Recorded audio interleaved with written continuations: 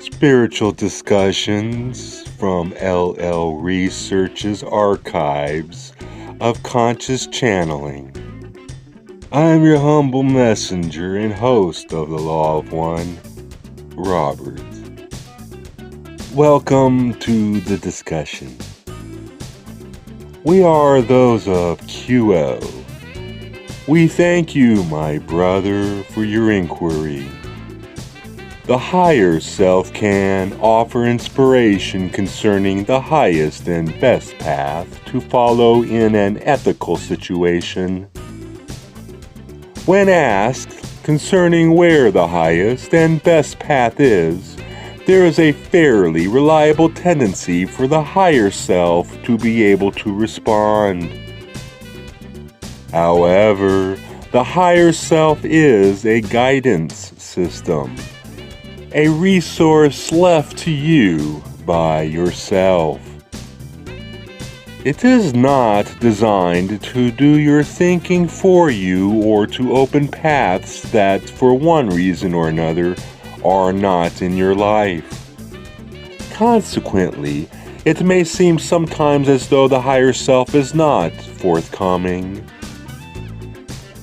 If the higher self, then, the guidance system that you trust, is not forthcoming on an issue that will tell you something, that will tell you that you are in an area where you are asking more than the guidance system can offer. We see in this instrument's mind the ancient joke concerning the grandmother whose grandchild is playing at the shore. A huge wave comes and sweeps away the boy, and she is running up and down the shore, pleading to God to bring the boy back. After several minutes of this prayer, the little boy is dumped onto the shore, safe and sound. The grandmother rushes to him, checks him over from stem to stem, and then looks up at the sky and says, "God, he had a hat."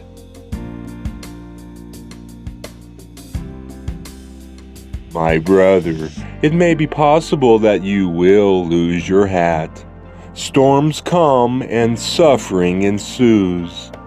If you can stay in that fire of suffering and ask it for its gifts, out of that suffering will come spiritual maturity. Lessons painfully but gratefully learned, and a sure cease to that suffering. We would suggest that when the spirit within does not seem to be accommodating, it is well to review your attitudes, your assumptions, and your request of the guidance system that you trust. Realize that it is bound by the law of confusion, and gives thanks for the guidance it is able to give you. We are sorry not to be clearer, for we realize that it seems to you that somehow nothing should be withheld from those who truly seek. Yet, we would ask you if you would consider its withholding from a third grader the principles of calculus or solid geometry.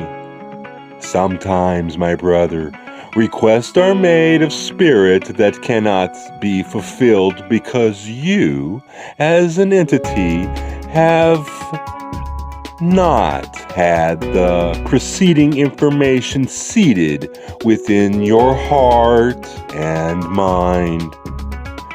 When you feel that you have been given less than you wish by the Holy Spirit or by your higher self, it is helpful to accept that which is given, and accept as well that which is not given, in the humble and earnest hope that life and learning will bring to you the requisite knowledge in order that you may indeed wrap your mind around and understand calculus and solid geometry.